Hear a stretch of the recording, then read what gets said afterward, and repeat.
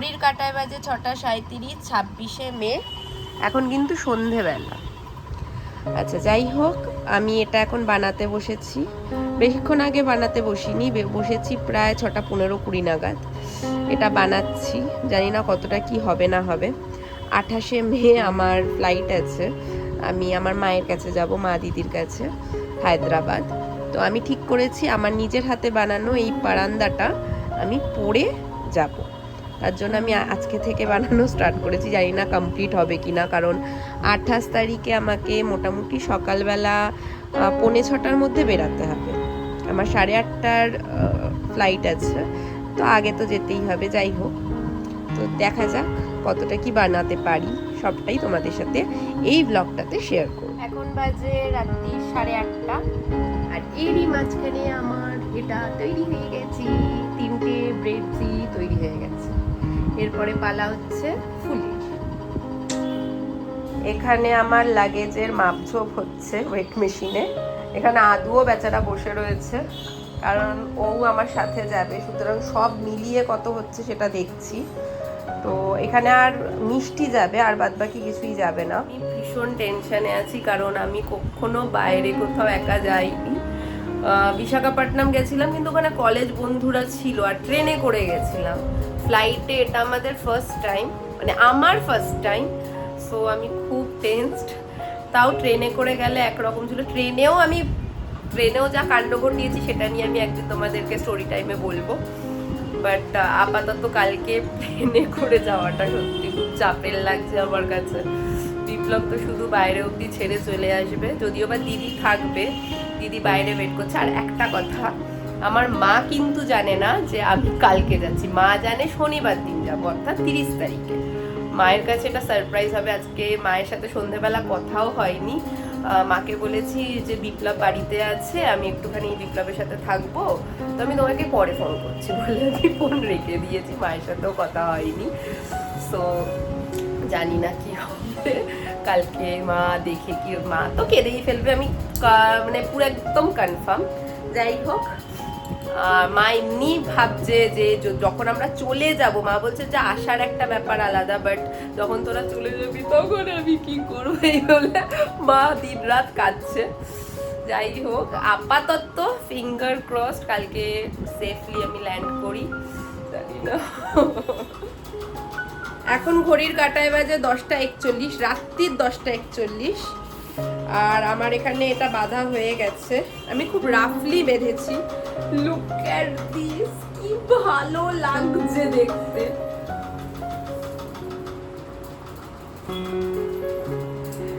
খুব সুন্দর লাগছে আমার, যদিও বা একটু আমি বড়ই বানিয়েছি, আমার খুব পছন্দ হয়েছে। কালকে এটা রাফলি বেঁধেছি, কালকে এটা সুন্দর করে আমি বেঁধে যাব। তোমাদের যদি ভালো লেগে থাকে তাহলে অবশ্যই একটু কমেন্ট করে দিও। তোমাদের কমেন্টে আমার আরো বেশি উৎসাহ বাড়বে এইসব আরো ক্রিয়েটিভ জিনিস তৈরি করার জন্য। যদিও বা এটা খুব সিম্পল, যে কেউ বানাতে পারবে, যে কেউ যদি তার এইসবের প্রতি ইন্টারেস্ট থাকে, কারণ একটুখানি এটা পেশেন্সেরও ব্যাপার আছে। প্রচন্ড পেশেন্স ধরে ধরে ধরে, যেরকম একটা এই ফুল বানানো খুব ডিফিকাল্ট, যদিও বা এটা বানানো খুব সোজা, একবারে হয়ে যায়, কিন্তু ফুলগুলোকে আলাদা আলাদা বানিয়ে দেন, ওটাকে জোড়া, একটু পেশেন্সের ব্যাপার আছে। খুব সোজা বানানো, কিন্তু পেশেন্সের দরকার। তো যাই হোক, তোমাদের যদি ভালো লেগে থাকে তাহলে অবশ্যই কিন্তু আমাকে কমেন্টে জানিও। চলো কালকে সকালে ভিডিওটা কন্টিনিউ করবো। মর্নিং সকলকে। এখন ঘড়ির কাঁটায় বাজে 4:34, আর দেখতেই পাচ্ছ সবে সকাল হয়েছে, আর আমি ঘুম থেকে উঠে পড়েছি। কালকে সারা রাত্রি ঘুমাতে পারিনি, কারণ খুব টেনশন হচ্ছিল, যেহেতু ফার্স্ট টাইম। আর আমার বরের জন্য মনটা খারাপ লাগছিল, কারণ আমি যাচ্ছি, আমার বর অনেক দেরি করেই আসবে বলতে গেলে। জামাই ষষ্ঠী 20 তারিখেও হয়তো 19 তারিখে আসবে। তো সেজন্য খারাপও লাগছিল। আমার বরের তো এতই বেশি খারাপ লাগছে যে আমার বর আরোই ঘুমাতে পারিনি। আমি যাও বা 2-2.5 ঘন্টা ঘুমিয়েছি, আমার বর ঘুমাতেই পারিনি। সকালবেলা 4টের অ্যালার্ম বাজতে না বাজতে উঠেই বলছে চলো চলো রেডি হও রেডি হও। যাই হোক, ও উঠে পড়েছে, এখন আমিও উঠে পড়েছি। আদুকে ঘুম থেকে তুলবো, ওকেও স্নান টান করিয়ে একেবারে খাইয়ে ওকে নিয়ে বেরাবো। তো চলো। ইউজুয়ালি আমি সকালবেলা ঘুম থেকে উঠেই বাসি বিছানা ঝাড় দিয়ে, পাখিকে খেতে দিয়ে, ঘর দোর ঝাড় দিয়ে নিই, বাট আজকে তো সেটা পসিবল ছিল না, কারণ তখন মোটামুটি 4:45 বাজতে যায়। তো আমি প্রথমেই আগে বিছানাটাকে গুছিয়ে নিচ্ছি, এরপরে আমি আমার চুলটাকে ভালো করে আঁচড়ে নেবো যাতে কোনো রকম কোনো নটস না থাকে। তার কারণ তোমরা তো জানোই যে আমি নিজের হাতে একটা পারান্দা বানিয়েছি, যেটাকে পরার জন্য আমি খুব এক্সাইটেড। তাই পারান্দাটাকে পরার জন্য ভালোভাবে চুলটাকে আঁচড়ে নেব। তারপরে আমি দুয়ারে জল দিয়ে নিজে স্নান করে আদুকে রেডি করব। ঘড়ির কাঁটা এখন 5:30 বাজে। এখানে আদুকেও আমি রেডি করে দিয়েছি অলরেডি। আর এখানের অবস্থা দেখো, এগুলো সব ঢুকবে ব্যাগের ভেতর। এখানে আমিও রেডি হয়ে নিচ্ছি, দেখতেই পাচ্ছ আমি একটা লখনৌ চিকনকারি পিওর কটনের একটা কুর্তি পরেছি, যেটা আমার বস 6 মান্থ অ্যানিভার্সারিতে আমাকে গিফট করেছে। যারা আমার ফেসবুকে আছো তারা নিশ্চয়ই ভিডিওটা দেখেছো। আর এর নিচে পরেছিলাম আমি ওয়াইড লেগস জিন্স। এখন আমি পারান্দাটার সাথে আমার চুলটাকে ভালোভাবে বেঁধে নিচ্ছি। তোমাদের যদি এই পারান্দাটা ভালো লেগে থাকে তাহলে অবশ্যই আমাকে কমেন্টে তো জানাবেই।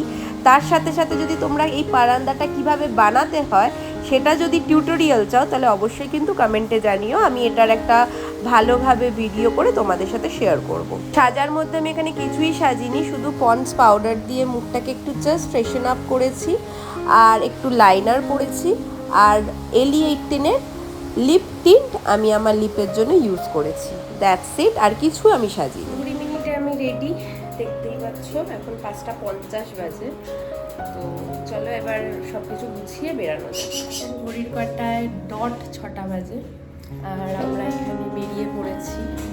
বিপ্লব তালা দিয়ে আসছে, আদু এখানে রেডি, আর এই যে তিনি আসছেন।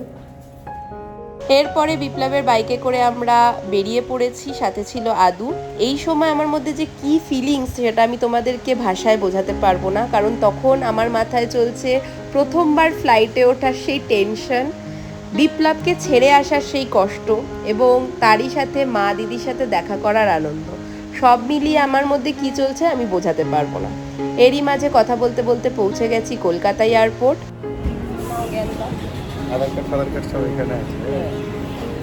বিপ্লবকে সি অফ করার পরে যখন আমি সামনের দিকে এগালাম তখন আমার চিন্তার থেকেও বেশি বড় ছিল কলকাতা এয়ারপোর্ট।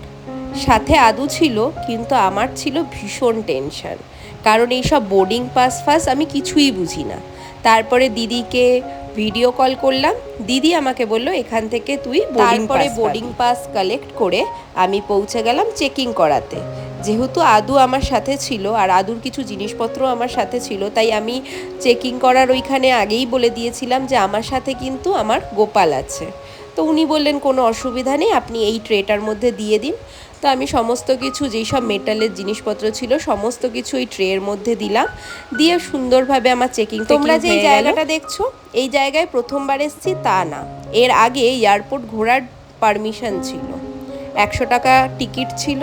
তো বাবার সাথে এর আগে আমি এই জায়গায় এসেছি, দেখতে খুব ভালো লাগছিল, কারণ আশেপাশে অনেক দোকান, অনেক জিনিসপত্র, কিন্তু জিনিসপত্রের যা দাম আমাদের মতন মিডল ক্লাস ফ্যামিলির মানুষেরা এখান থেকে কিছু কিনে উঠতে পারবে না। যাই হোক, বোর্ডিং পাসে আমার গেট নাম্বার ছিল প্রথম দিকে 25, তো আমি 25 নম্বর গেটে গিয়ে বসেছিলাম। এখানে ভীষণ রোদ্দুর লাগছিল। তার মধ্যে খবর পেলাম যে হায়দ্রাবাদের যে ফ্লাইট যেটাতে করে আমি যাব 8:40-এর, সেই ফ্লাইট 9:25 অবধি ডিলেড। তো তার মধ্যে আবার আমাদের গেট নাম্বারও চেঞ্জ হয়ে গেছে, গেট নাম্বার 25 থেকে গেট নাম্বার 106 হয়ে গেছে। আর এই 106 নম্বর গেট নাম্বার ছিল গ্রাউন্ড ফ্লোরে। তো আমি গ্রাউন্ড ফ্লোরে গিয়ে 106 নম্বর গেটে গিয়ে ওয়েট করছিলাম। তোমাদের সাথে আরেকটা জিনিসও আজকে আমি আদু শেয়ার করছি, এটা কীরকম অবিশ্বাস্য তোমরা ভাবতে পারছো না। এখানে দেখতেই পাচ্ছ আদু কিন্তু এই বাক্সটার ফুটো থেকে সব কিছু দেখার চেষ্টা করছে, কিন্তু বিশ্বাস করো আদুর এই বাক্সটা ছোট নেওয়ার এটাই কারণ যে আদু কোনো রকমে হেলে দুলে না গিয়ে যদি মানে ওর মাথায় যেন চোট না পায়, সেজন্যই ওর বাবা এরকম ছোট বাক্স কিনে দিয়েছে যাতে ওখানে প্যাকড আপ হয়ে থাকে। তোমাদেরকে আমি দেখাচ্ছি রীতিমতন, দেখো আমি সামনের দিকে বাক্সটাকে পুরো হেলিয়ে দিচ্ছি, ওর কিন্তু পড়ার কোনো চান্স নেই, কিন্তু যেহেতু ও সব কিছু দেখতে চায়, তার জন্য নিজেই আপনা আপনি কীভাবে জানি না পুরো সামনের দিকে হেলে যায় আর ওই ফুটোটা থেকেও সমস্ত কিছু দেখে। যদি তোমাদের এই বিষয়টা ভালো লাগে তাহলে অবশ্যই কিন্তু কমেন্টে হরে কৃষ্ণ লিখে জানিও। এরপরে আমি একটু ওয়াশরুমে এসেছিলাম, ওয়াশরুমে এসে নিজেকে একটু দেখে নিচ্ছিলাম যে সব কিছু ঠিকঠাক আছে কি না।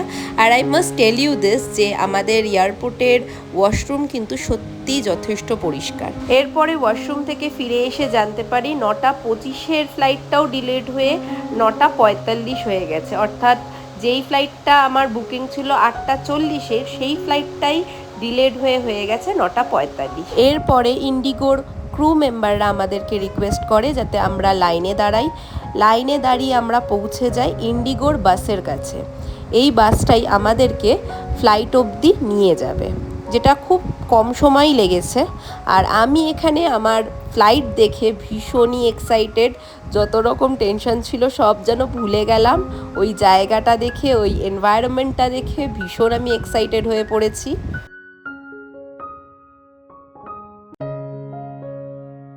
আমার ফ্রন্টের উইন্ডো সিট ছিল আর আমার মুখ দেখে হয়তো তোমরা বুঝতেই পারছো যে আমি আবার টেনশন করতে শুরু করেছি। এখানে আই গেস আমাদের প্লেনটা স্যানিটাইজ হচ্ছিল, if I am not wrong. তোমরা যদি জেনে থাকো অবশ্যই কিন্তু কমেন্টে জানিও। আর আমরা আকাশে উঠতে শুরু করেছি। এখানে আরেকটা ঘটনাও ঘটেছে, সেটা হচ্ছে আমার পাশে যিনি প্যাসেঞ্জার ছিলেন তিনিও গোপাল ভক্ত। যখন প্লেনটা উঠতে শুরু করলো আমি কিন্তু আদুকে ওই বাক্সের মধ্যে রেখেই দেখাচ্ছিলাম যে দেখ বাবা কতটা সুন্দর লাগছে। আমার পাশের প্যাসেঞ্জার উনি বললেন ওনাকে কি দেখাচ্ছ, ওনারই তো সব সৃষ্টি। তারপর হঠাৎই ওনার কি মনে হলো আমি জানি না, উনি হঠাৎই আমাকে বলল যে গোপালকে বার করে তুমি দেখাও, ওর বাকেটটা আমি ধরছি। তারপরে আমি আদুকে বার করে দেখালাম যে দেখ বাবা পৃথিবীটা সত্যিই কতটা সুন্দর। এরই মাঝে আমার ব্রেকফাস্টও চলে এসছে, আর ব্রেকফাস্টটা আমার টিকিটের সাথে আলাদাভাবে কেনা ছিল। ব্রেকফাস্টে ছিল স্যান্ডউইচ আর যে কোনো একটা বেভারেজের মধ্যে তুমি টি, কফি, মিক্স ফ্রুট জুস বা কোল্ড ড্রিঙ্কস যা ইচ্ছা নিতে পারো। আমি এখানে মিক্স ফ্রুট জুস নিয়েছি।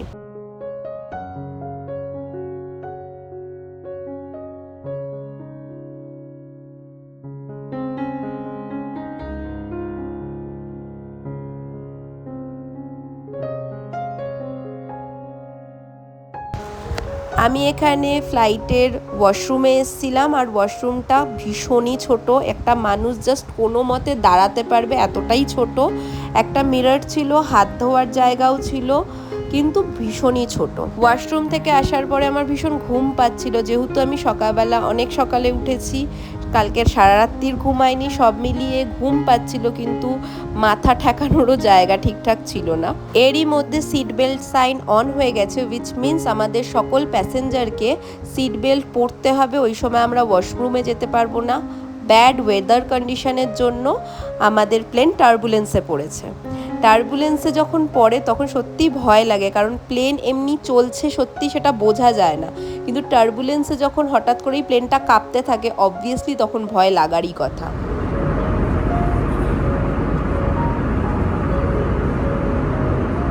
এটা মোটামুটি ল্যান্ডিংয়ের টাইমের ভিডিও। এই সময় বাদল রীতিমতন আমাদের সাথেই ভেসে বেড়ায়, তখন যেন মনে হয় হাত বাড়ালেই আমরা এই মেঘটাকে ছুঁতে পারবো। এই ফিলিংসটা একদমই অন্যরকম। এই ভিডিওটা আমি আমার এই ব্লগটাতে রেখে দিতে চাই, যাতে যখনই ইন ফিউচার আমি এই ভিডিওটা দেখব তখন যেন এটাকে আবার নতুন করে আমি ফিল করতে পারি।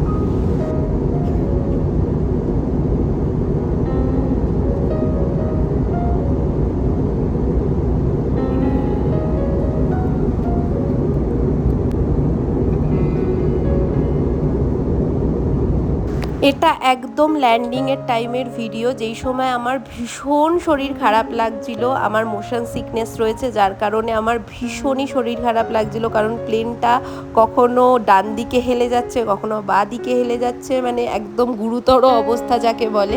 ভীষণই শরীরটা খারাপ লাগছিল, আমার মাথা ঘুরছে, এদিকে কান বন্ধ হয়ে গেছে, কান নিয়ে রীতিমতন ব্যথা করছে। আর আমি তখন শুধুমাত্র আদুকে বলছি বাবা তোকেই এবার আমাকে বার করতে হবে এখান থেকে, কারণ আমার শরীরে আর কোনো রকম কোনো জোর নেই। আমার এমনি বমি হয় না, এদিকে বমি পাচ্ছে কিন্তু আমি জানি আমার বমি হবে না, আর মাথাটা অত্যন্ত ঘুরছে। আর আমি তখন ভাবছি কি যে আমি কেন প্লেনে উঠলাম, এর থেকে আমার ট্রেন বহু ভালো। তার থেকে আমি ফার্স্ট ক্লাস এসিতে উঠলে পরে আমার এত কষ্ট হতো না। আমার মাথার মধ্যে শুধু এই সব চলছে, আমার ভীষণই তখন কষ্ট হচ্ছে। আর দেখতে দেখতে আমরা ল্যান্ড করে ফেলেছি, আর ওই যে দেখা যাচ্ছে Rajiv Gandhi international airport. Plane থেকে নামার পরে আমার শরীরটা মোটামুটি ঠিক লাগছিল, কানে ব্যথাটা কমে গেছিল যদিও, কিন্তু বমি বমি ভাবটা তখনও ছিল। প্লেন থেকে নেমে আমরা আবার বাসে উঠে পড়ছি। আর বাসে কিন্তু তোমরা কতটা কি ক্যামেরায় বুঝতে পারছো আমি জানি না, আমার পেছনে কিন্তু দাঁড়িয়ে আছেন বিখ্যাত বাংলা ইন্ডাস্ট্রির পরিচালক শ্রী কৌশিক গাঙ্গুলি।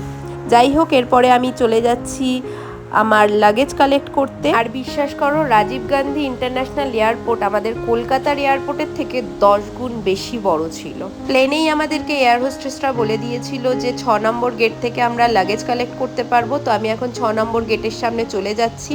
দিদি আমাকে ফোনে বলে দিল একটা ট্রলি নিয়ে নিতে, কারণ এত কিছু জিনিসপত্র নিয়ে আমাদেরকে অনেকটাই এয়ারপোর্ট থেকে বেরানোর জন্য হাঁটতে হবে। তার জন্য আমি একটা ট্রলিও নিয়ে নিলাম আর ওয়েট করছি আমার ব্যাগ নেওয়ার জন্য। এখানে আমি আমার ব্যাগও পেয়ে গেছি। ব্যাগের ওপরে আমার নামটা লেখা ছিল, সেটা আমি একবার চেক করে নিলাম যে এটা আমারই ব্যাগ কিনা, কারণ মাঝে মধ্যে সেটা ভুল হয়েও যেতে পারে। তো আমি সেই সব মেসআপ চাইছিলাম না বলে আমি চেক করে নিলাম একবার। এরপরে আমি বেরিয়ে পড়ছি দিদির সাথে দেখা করার উদ্দেশ্যে। আর এখানে দেখতেই পাচ্ছ আমার দিদি চলে এসছে, আর আমাকে দেখে খুব এক্সাইটেড। দুজনকে হগ করলাম, আর দিদি এখানে আদুকে পেয়ে তো আরোই খুশি।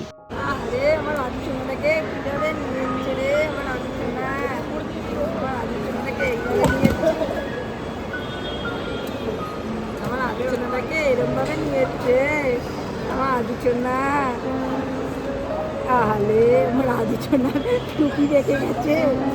মুখটা দেখ কি হাসি হাসি, কি হাসি।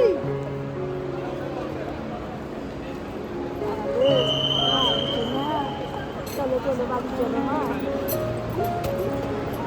এরপরে আমরা লিফটে করে গ্রাউন্ড ফ্লোরের দিকে নামলাম। প্লেন থেকে যখন নিচের দিকে নামছিলাম তখন দেখছিলাম এখানে প্রচুর গাছ রয়েছে, আর সত্যিই তাই, এখানে প্রচুর গাছ। আর সবচাইতে বড় কথা, আমার সবচেয়ে প্রিয় গাছ যেটা হচ্ছে কাঠগোলাপ, সেটা কিন্তু এখানে সত্যিই অনেক রয়েছে। তারপরে আমি এখানে চোখ নাক মুখ সব ঢেকে নিয়েছি, কারণ দিদি আমাকে আগেই বলেছিল এখানে প্রচুর রোদ্দুর থাকে। তার জন্য আমি স্কার্ফটাকে এর জন্যই ক্যারি করেছি, যাতে যাওয়ার সময় মুখে চোখে ভালো করে ঢেকে নিতে পারি। এখানে সবচাইতে বড় সুবিধে হচ্ছে এখানে যে কোনো জিনিস তোমরা রেন্টে নিতে পারো। তো আমার দিদি এখানে এই ইলেকট্রিক স্কুটিটা রেন্টে নিয়েছে। তারপর দিদি স্কুটিতে করে আমরা এগিয়ে গেলাম। সাথে নিয়ে নিলাম ফ্রুট স্যালাড এখানকার, যেটার দাম 35 টাকা। আর আমার এরই মধ্যে অবস্থা টাইট হয়ে গেছে, তার কারণ আমি এত রোদ্দুরে চলাফেরা করি না। রোদ্দুরে আমার খুব কষ্ট হয়, আমার মুখ চোখ দেখে সেটা তোমরা বুঝতেই পারছো। তারপরে দিদি এখানে আমাকে আখের রস খাওয়ালো, কিন্তু বিশ্বাস করো তখন আমার মাথায় চলছে কতক্ষণে গিয়ে আমি আমার মায়ের সাথে দেখা করব।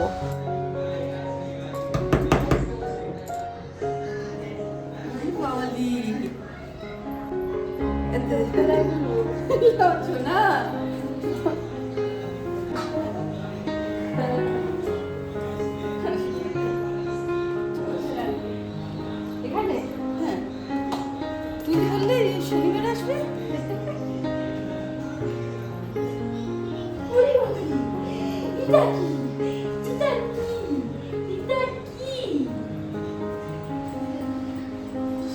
তুই আমাকে আরো বলেছিস সোনা মা আমার।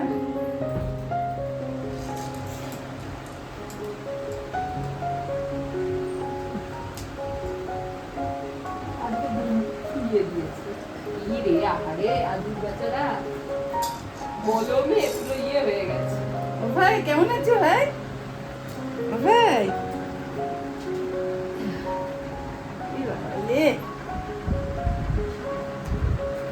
ভাইয়ের জন্য চকলেট এনেছিস? আমি আগে আমার ভাইটাকে দেখি।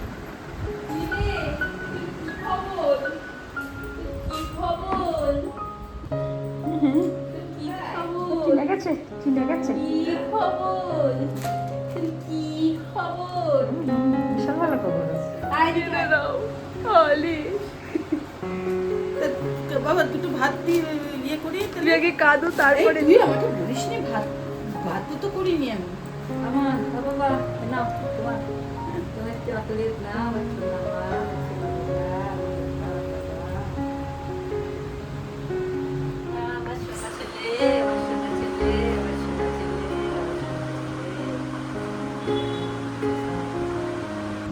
তোর মায়ের কাছে দিলাম, ঠিক আছে?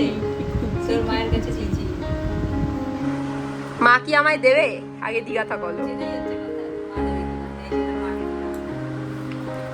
ভাই